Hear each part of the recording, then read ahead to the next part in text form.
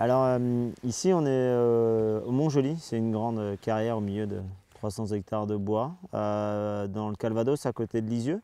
Pour travailler à disposition, j'ai une ligne droite qui fait 800 mètres et qui retombe sur un anneau de 1000 mètres avec des assez grands virages. Et puis on a plein de paddocks cabanes et les chevaux ils vivent pratiquement tout le temps dehors. Et un grand barns avec une vingtaine de stabulations. J'ai eu la chance déjà d'avoir des bons chevaux quand j'ai commencé ma carrière d'entraîneur. J'ai eu Barden Youlbé et Ariane Dugoutier. Barden avait couru le Critérium des jeunes, le Critérium des 3 et des 4 ans. Et Ariane Dugoutier qui a couru en Normandie, qui a gagné un Serran Maillard. Et puis j'en ai eu 7 ou 8 qui ont été placés de groupe 2 et de groupe 3 hein, dans les 3 premiers. Que la mère de Gelati déjà était placée 3e d'un groupe 3. Voilà, quoi, c'est très très bien. Et puis pour l'instant, à 35-37 ans, avoir un cheval comme Gelati Cut, pas avoir 40 ans, avoir un cheval de groupe 1, c'est quand même extraordinaire, quoi.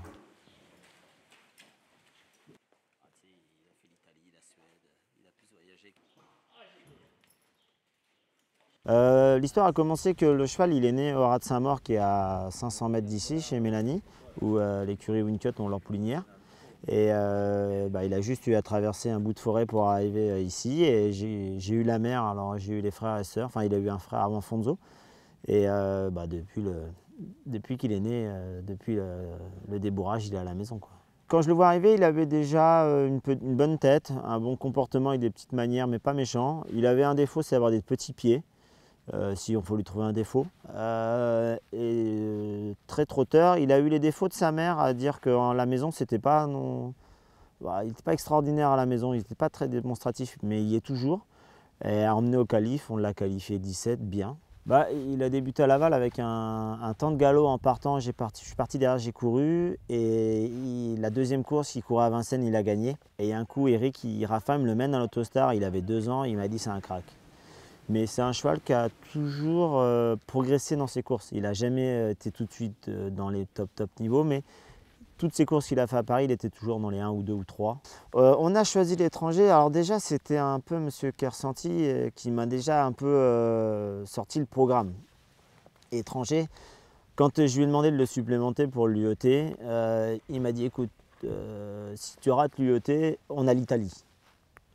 J'ai dit ah bon, ouais, bon, j'étais un peu sur le coup, j'ai réfléchi et j'ai dit ouais c'est une bonne idée. On en avait déjà parlé déjà 1 an avant déjà alors, mais on n'avait pas poussé le truc. On rate l'UET, on va sur l'Italie et puis j'ai préparé pour l'Italie. Les combats l'améliorent tout le temps lui. Il y en a certains, ils régressent, lui dès qu'il se tape un combat, il devient plus fort le coup d'après, quoi. Et après on a été invité pour la Suède. Tout le monde m'a dit l'Elite Lopp, grosse erreur. C'était le rêve de M. Kersanti, on l'a fait et il est revenu plus fort, quoi.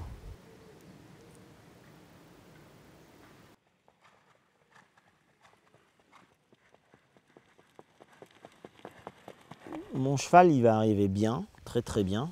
Voilà, il va falloir qu'on arrive à gérer le défilé avant parce que ça peut être des moments de stress. Je